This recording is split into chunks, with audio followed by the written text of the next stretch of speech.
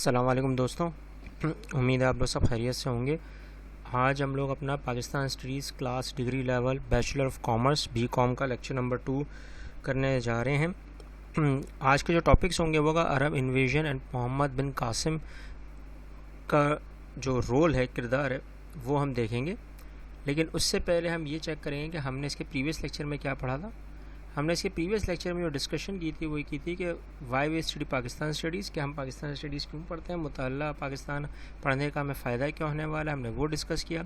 پھر ہم نے یہ ڈسکس کیا کہ جو بر صغیر میں جو اسلام کی آمد سے پہلے جو حالات تھے وہ کیسے تھے، اور اس کے آنے کے بعد یعنی کہ جو اسلام آمد میں جو بر صغیر میں ہوا تو اس کے کیا اثرات تھے۔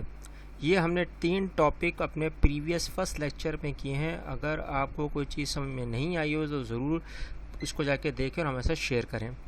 آج کا ٹاپک جو ہے اس سے ریلیٹڈ جو سوال آپ سے بورڈ کے لحاظ سے پوچھا جا سکتا ہے، اور سب سے زیادہ ریفر بھی یہی ہوتا ہے کہ آپ کے جو ارتقاء اور جو بناوٹ تھی اسلامی معاشرے کی، اسلامک سوسائٹی کی، وہ کیسے بر صغیر میں ہوئی، اور جو عرب انویژن تھا جو بولتے ہیں کہ عربیوں نے یہاں پر آ کے قبضہ کیا، تو کیا یہ صحیح تھا یا غلط، اور محمد بن قاسم کون تھے۔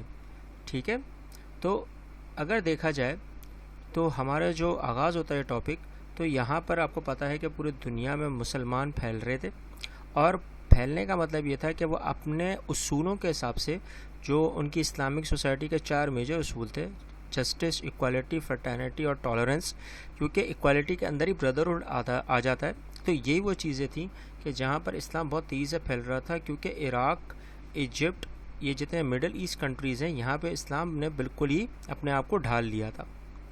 اب جب یہ لوگ بھارت کی طرف آئے، ایشیا کی طرف آئے، بر صغیر کی طرف آئے، تو انہوں نے آ کے تجارت شروع کی، اور انہی کی انویٹیشن تھی، کیونکہ وہ نہیں چاہ رہے تھے کہ ہم سے وہ لڑیں، تو انہوں نے یہاں پر آ کے عرب ٹریڈرز نے کمرشل کانٹریکٹس کیے، اور اسی میں پھر انہوں نے کانٹریکٹ بنانا شروع کیا، معاہدے، اور جو انڈینز کو یہاں پہ چیزیں سیل کی جا رہی تھیں، بیچی جا رہی تھیں، وہ برابری کے طور پہ بیچی جا رہی تھی، چاہے وہ امیر ہو، چاہے وہ غریب ہو، چاہے وہ گورا ہو یا کوئی کالا ہو، وہ سب چیزیں وہ جو ایک انسان کو ضرورت میں لاتی ہیں وہ سب چیزیں مہیا کر رہے تھے۔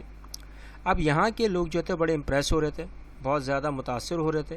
وہ اس لیے ہو رہے تھے کیونکہ سب سے زیادہ جو نچلی قوم تھی اس وقت کی، انٹچیبلس، شودراس، ان کو بھی ویسے ہی ٹریٹ کیا جا رہا تھا جیسے رولرز کو ٹریٹ کیا جا رہا تھا مسلمانوں کی طرف سے۔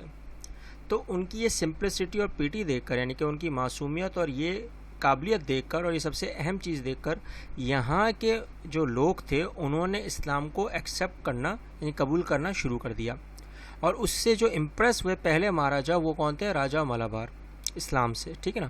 اب انہوں نے جب یہ دیکھا کہ یہ بہت زیادہ ہو گیا ہے، اور اس کا مقصد جو ہے اسلام کا وہ ہر کسی کو برابر رکھنا ہے، تو انہوں نے فوراً اسلام کو قبول کر لیا۔ اب یہی بات آتی ہے کہ اس کے بعد جب یہ ساری چیزیں ہوئیں تو اس میں 3 میجر ایونٹس آتے ہیں۔ ایک تو تھا عرب ٹریڈرز، تو ابھی تجارت جو ہم نے ابھی تھوڑا ڈسکس کیا۔ پھر مسلم کانکررز، جو بہت زیادہ سپہ سالاروں کا ایک ہجوم آیا، لیکن اب تک جو چلتا ہوا آ رہا ہے بر صغیر میں وہ کیا ہے؟ مسلم مسٹکس، یعنی کہ صوفیزم کا کانسیپٹ، علماء کا کانسیپٹ۔ اب وہ لوگ اسلام کو پھیلا رہے ہیں، وہ کیسے اور کس طرح ہم لوگ چیک کرتے ہیں۔ اگر آپ نے نوٹ کراؤ تو ہمارا پہلا ٹاپک کا جو جزء ہے، یعنی کہ جو سمری ہے، وہ یہ ہے کہ حضرت عمر فاروق کے دور میں حضرت عثمان بن عفان گورنر آف بحرین تھے، ان کو یہاں کے بھائیوں نے لیٹر لکھا، خط لکھے، اور انہوں نے اسی ریجن کی طرف اپنے قافلوں کو بھیجنا شروع کیا۔ اب اسی طرح مسلمان ایران پر، مکران پر، سندھ پر، یہاں پر جتنے بھی راجاز کے جتنے بھی اصول تھے ان کو سب کو ختم کیا کس نے؟ مسلم آرمیز نے۔ لیکن کیوں؟ ریزن کیا تھا کہ یہ لوگ اٹیک کر رہے ہیں؟ دیکھو، کوئی خوشی سے تو کوئی اٹیک نہیں کرتا نا بھائی، کسی کے اوپر کوئی حملہ تو آرام سے خوشی سے کرے گا نہیں، جنگ کوئی نہیں چاہتا، ایون کہ اسلام میں بھی جنگ حرام ہی ہے۔ لیکن اگر آپ کے اوپر کوئی مصیبت آئے گی، آپ کے لوگوں پر کوئی نہ کوئی ظلم ڈھائے گا، تو پھر تو جنگ ہونی ہی ہونی ہے، جنگ کیا پھر تو بغاوت بھی ہوتی ہے۔ ٹھیک ہے نا۔ تو یہ وہ چیزیں تھیں جو شروع ہوئیں۔ اب وہ کیسے شروع ہوئیں؟ دیکھو، پہلی بات تو یہ کہ اسلام کوئی نیا مذہب تو نہیں تھا، اتنا نیا مذہب نہیں تھا۔ یہ تو اسلام کا بنیاد تو حضرت آدم علیہ السلام سے چلتے ہوئے آ رہی تھی، لیکن لوگوں نے اس کو غفلت میں لے لیا، اور سب نے بولا ہے کہ یہ ایلین ریلیجن ہے، لیکن یہ ایلین نہیں ہے، یہ کوئی اتنا غیر مخلوقی یا جو بولتے ہیں نا آسمانی، ایسا کچھ نہیں ہے، یہ سب کچھ تھا۔ لیکن جب وہ یہاں پر آئے، بر صغیر کے کناروں پر آئے، بندرگاہوں پر آئے، پھر انہوں نے یہاں پہ جو تجارت کرنا شروع کی، تو لوگوں کو یہ احساس شروع ہوا کہ یہ مذہب بھی دنیا میں کوئی آ چکا ہے، اور یہ مذہب باقی مذاہب سے بالکل ہٹکے۔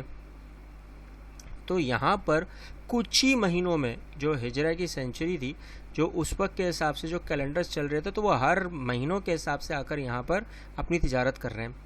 اب اسی سے لوگ امپریس بھی ہو رہے ہیں، اور یہاں پر جب امپریس ہو رہے ہیں تو وہ سمپلسٹی اور پیٹی جو اس وقت میں نے آپ کو سمجھایا، وہ یہاں کے لوگ ان کو دیکھ کر اس طرح سے بزنس کرتے ہوئے اور متاثر ہو رہے ہیں۔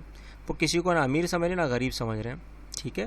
تو اسی وجہ سے پھر جو دوسرے سب سے اہم کردار میں آتے ہیں وہ کرننگ نور ہیں، جنہوں نے شیخ شروف بن مالک سے بیعت لی اور اسلام قبول کیا۔ اب یہ جو پورا علاقہ تھا سندھ کا اور مکران ایریا کا، تو یہاں کے راجاؤں نے جنگ نہیں کی، یہاں کے راجاؤں نے پہلے ہی اسلام قبول کر لیا، اب ان کی جگہ کسی اور نے لے لی، یہی ہوتا ہے، ٹھیک ہے نا۔ اب جگہ اور لی تو پھر کیا ہوا کہ اصل جو مدعا کھڑا ہوا بر صغیر میں، وہ کھڑا ہوا راجہ داہر کی وجہ سے، اور حجاج بن یوسف جو اس وقت عراق کے گورنر بنے ہوئے تھے، جن کا بہت بڑے بڑے قصے بھی ہیں اور بہت ناکامیاں بھی ہیں، لیکن اس وقت کے حساب سے حجاج بن یوسف نے بڑا صحیح کام کیا، اور وہ یہاں کے سپہ سالار بھی تھے، کمانڈر بھی تھے۔ تو راجہ دائر جو اتنا زیادہ کرائلٹی کے اوپر تھا اور بہت زیادہ بولتے ہیں نا ہارش تھا، باربیرک تھا، تو یہ وہ ساری چیزیں تھیں کہ جہاں پر ہم سے یہ کنٹرول نہیں ہوا مسلمانوں سے۔ اب کیوں نہیں ہوا؟ وہ اس لیے نہیں ہوا کہ یہاں پر دو واقعات ہو گئے۔ پہلا، ایک معاویہ بن حارث اور ایک محمد بن حارث کو یہاں پہ پروٹیکشن دی، جو قاتل تھے مکران گورنر کے، جو سید بن اسلم نام تھا، اور ان کو پروٹیکٹ کرنے والے اس بڑے جرائم میں مجرموں کو جو پناہ دے رہے تھے وہ کون تھے؟ راجہ داہر۔ اور بیٹا ہر جگہ مسلمان ہو یا کرسچن ہو یا کوئی بھی مذاہب کے بندے، اس میں اچھے لوگ بھی ہوتے ہیں اور برے لوگ بھی ہوتے ہیں، تو یہ اب ڈپینڈ کرتا ہے کہ کون سی چیز کس طرح سے آپ نے چوز کی ہے۔ اور داہر تو ویسے ہی مسلمانوں کے اوپر بڑا گرم ہو رہا تھا، تو اس نے اسی کا فائدہ اٹھایا۔ اب فائدہ اٹھانے کے بعد دوسرا سب سے میجر ایونٹ کیا ہوا؟ جو آپ کو تصویر دکھ رہی ہے، دبل کا بیچ ہے، دبل ہے یہ پورا، اور آپ نے اگر دیکھا ہو کہ یہ جو پورا دبل کا ایریا ہے، یہیں پر ہمارا قافلہ آیا مسلمانوں کا۔ اب یہاں پہ کیوں آیا؟ کیا ریزن کیا بنا؟ وہ اس لیے کیونکہ جب یہاں سے ہمارے بحری جہاز گزر رہے تھے، اپنا سامان لے کر، اپنی چیزیں لے کر، اپنی عورتوں بچوں کے ساتھ، مرد اپنے ساتھ لے کے گزر رہے تھے، تو یہاں پہ باقاعدہ پائرٹس یعنی کہ لٹیروں نے یہاں پر اٹیک کیا۔ اب حملہ کیا، تو حملہ کرنے کے بعد پھر دائر نے اس کو بھی نگلیکٹ کر دیا اور نہ مدد کی مسلمانوں کی۔ تو پھر کیا ہوا کہ جو جتنے بھی بچے، بوڑھے، جتنے بھی لوگوں کو مار دیا گیا، اس کے بعد جو لوگ بچ گئے تو انہوں نے جا کے حجاج بن یوسف کو یہ خط لکھا کہ آپ کے بھائیوں اور بہنوں کے ساتھ یہ سلوک ہو رہا ہے۔ اور راجہ دائر کو جب انہوں نے خط لکھا حجاج بن یوسف نے، تو اس نے فوراً ریفیوز کر دیا، یعنی کہ اس کو ریجیکٹ کر دیا، نکال دیا، دیکھا بھی نہیں، نگلیکٹ کر دیا۔ اور پھر انہوں نے یہ بھی نہیں کہا کہ جو سمندری لٹیرے آ رہے ہیں وہ کہاں سے آ رہے ہیں۔ اب ہر بندے کو پتہ ہوتا ہے یار گھر میں کون آ رہا ہے کون جا رہا ہے، ایسا تو پتہ نہیں ہوتا نا، ایسا تو ہو ہی نہیں سکتا۔ تو یہ وہ چیزیں ہیں کہ جہاں جس علاقے میں لوگوں کو علاقے کے حساب سے اگر نہیں پتہ ہو وہ ایک الگ بات ہے، لیکن وہ تو پوری سلطنت کے ریاست کا پورا مالک ہے، تو اس کو یہی نہیں پتہ چل رہا ہے کہ کون آ رہا ہے کون جا رہا ہے۔ یہ بڑی ایک عجیب سی بات تھی۔ تو اسی وجہ سے پھر کیا ہوتا ہے کہ حجاج بن یوسف اپنے دو قافلے بھیجتے ہیں، وہاں ٹھہراؤ کرتے ہیں اور پھر اٹیک کرتے ہیں، تو وہ ہار جاتے ہیں۔ کیوں؟ ظاہر سی بات ہے کہ آپ جب تک اسٹریٹجیز بناتے رہو گے تو وہ تو ویسے ہی ان کا علاقہ ہے، تو وہ تو پہلے اپنی اسٹریٹجیز بنا لیں گے۔ بات سمجھ میں آ رہی؟ تو یہ وہ چیزیں تھیں کہ جہاں پر حجاج بن یوسف کے دو قافلوں کو شکست ہوئی، پھر انہیں تیسرا قافلہ بھیجا جس میں ان کے نیفیوں، ان کے بھتیجے کون؟ محمد بن قاسم تھے، جو 17 سال کی عمر کے تھے۔ انہوں نے ویل ٹرینڈ، یعنی کہ اس وقت کے جتنے بھی جو ٹرین تھے نا، جو ہر چیز میں ماہر ہوتے ہیں، چاہے وہ سپہ سالار میں کسی چیز میں ماہر ہو، ان سب کو اٹھایا۔ تلوار بازی صرف نہیں، کشتی ہو گئی، پہلوانی ہو، کچھ بھی جس چیز میں وہ اچھے ہیں ان سب کو اس میں اٹھایا۔ اب اس کے قافلے کے حساب سے بکوں میں لکھا ہوا ہے کہیں 21,000، کہیں لکھا ہے 48,000، کہیں لکھا ہے 72,000، تو لیسٹ جو ہے وہ 21,000 تھے۔ اب فرض کر لیتے ہیں کہ 21,000 کا قافلہ لے کے چلتے ہیں، وہ کہاں سے؟ ایجپٹ سے، مصر سے وہ نکلتا ہے بندہ اور یہاں پر آتا ہے پڑھاؤ بھی نہیں کرتا ہے, رکتا بھی نہیں ہے, اور دبل کے ایریا سے ہوتے ہیں, سندھ کے ایریا سے, یعنی کہ مکران سے سندھ سے ہوتے ہوئے پورا اٹیک کرتا ہے. اب یہاں سے کیوں اٹیک کر رہا ہے؟ بندرگاہ روک دی, بھاگنے کا کوئی موقع ہی نہیں ہے, اور ارد گرد ویسے ہی لوگ ان کے خلاف ہیں. آ رہی بات سمجھ میں؟ تو اب یہاں پہ جیسے وہ اٹیک کرتے ہیں تو وہ ایک سے نہیں سارے راجوں پر اٹیک کرتے ہیں, جو ان کے راستے میں آ رہا ہے سب کو اٹیک, اور ان کو موقع نہیں دے رہے کہ بھائی کیا اسٹریٹجی بنے گی, وہ پہلی اسٹریٹجی بنا کر آ رہا ہے. تو یہ وہ چیزیں تھیں کہ جہاں پر اسلام کا بول بالا ہو رہا تھا. اب یہاں پر راجہ دائر کو شکست ہو رہی ہے, اور جب اس کو شکست ہوئی اس کی ساری فوج کو, تو پھر کچھ مفکرین لکھتے ہیں اس نے خود نے آپ کو مار دیا, کچھ لکھتے ہیں کہ محمد بن قاسم نے اس کی گردن اڑا دی. اب یہ بہت ساری باتیں ہیں, کہیں لکھا ہے ہینگ کر دیا. تو ایسا ہو سکتا ہے کہ ہاں مر تو گیا بیچارہ, راجہ دائر تو گیا. اب اس کے علاوہ جتنے بھی راجا تھے, جب انہوں نے اسلام کو یہ بھی دیکھا کہ ان کی آرمی اتنی پاورفل ہے, ان کا ایمان کا تقاضا اتنا بڑا ہے, تو ظاہر سی بات ہے ہمیں اس بات کو مد نظر رکھتے ہوئے اسلام کو قبول, تو یہاں کے راجاؤں نے بھی, ٹھیک ہے. اب یہاں پر جتنا بھی دائر کا قبض تھا وہ سارا ختم ہو گیا, اور مسلمانوں نے دبل کے ایریا سے ملتان تک کا پورا ایریا یہاں پر بسا لیا. اب اتنی آرام سے کوئی دوسرا ہندو آ کے اتنی آرام سے اٹیک نہیں کر سکتا, تو ہم نے ساری بلڈنگ کر لی تھی. اب یہی وہ چیزیں تھیں جہاں پر محمد بن قاسم کو بہت متاثر کر رہی تھی لوگوں کو.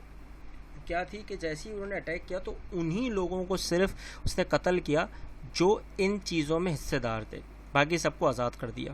آزاد کرنے کے بعد ان کو بولا کہ وہ جو اپنے مذہب پر ہیں اسی پر ہیں, ہم کسی پر زور زبردستی نہیں کریں گے. یہ سن کر اور مزید لوگ اس کی ہیومینٹی, اس کی انسانیت, اس کی مرسی, اس کی لیننسی دیکھ کر, یعنی کہ اس کی نرمی دیکھ کر یہ اتنا زیادہ امپریس ہو گئے کہ انہوں نے اسی چیز کو دیکھتے ہوئے بھی اسلام قبول کر لیا. تو اندازہ لگائیں کہ وہ 3 سال سندھ میں جب رہے تو انہوں نے کتنا صرف اپنی چیزوں میں ورنہ اپنے لوگوں کو اپنے کردار سے متاثر کر دینا, یہ بھی ایک بڑی بات ہے اسلام میں. اور جب اسلام کے انہوں نے نظریوں کو دیکھا کہ 2 چیزوں پہ ان کا بالکل ایمان پختہ ہے, ایک ہے جسٹس اور دوسرا ایکوالٹی, ایک انصاف ہے اور ایک مساوات ہے. اب مساوات میں ہی آپ کی بھائی چارگی بھی آ جاتی ہے, اور جب مساوات آپ کے اندر ہے تو پھر برداشت بھی ہوگا, ٹالرنس بھی ہوگی. اور یہاں پر انہوں نے ایک ایگزامپل قائم کی انسانیت کی کہ یہ نہیں ہے کہ اور مزید لوگوں کو, بچوں کو مار دیا جائے, نہیں, صرف انہی کو ہی انہوں نے مارا ہے جو پہلے ہی مسلمانوں پر یہاں ظلم کر رہے تھے, اور بڑے ایفیشینٹ اور مرسیفل گورنر. اسی وجہ سے محمد بن قاسم کا اتنا بول بالا ہوا ہے. 3 سال کے بعد جب اپنے ریٹرن ہوئے تو وہ ایک الگ بات ہے, ان کو پھانسی ہوئی, سب کچھ, وہ بڑی ہسٹری ہے, ایسی فوراً کسی کو پھانسی نہیں دے دیتے کوئی. تو یہاں پر بہت زیادہ ایک اہم کردار رہا محمد بن قاسم کا. اسی طرح آج کا یہ لیکچر نمبر 2 کمپلیٹ ہوتا ہے. اگر آپ کو کوئی چیز سمجھ میں نہیں آئی ہو تو ضرور شیئر کریں, اور جو چیزیں سمجھ میں جلدی آ گئی ہیں تو پلیز وہ بھی شیئر کریں, کامنٹ کریں, اور ہمارے چینل کو سبسکرائب کریں, اور ان لوگوں اور ان بچوں تک پہنچائیں جن کو اس چینل کی ضرورت ہے. ٹھیک ہے, ملتے ہیں نیکسٹ لیکچر میں. اللہ حافظ.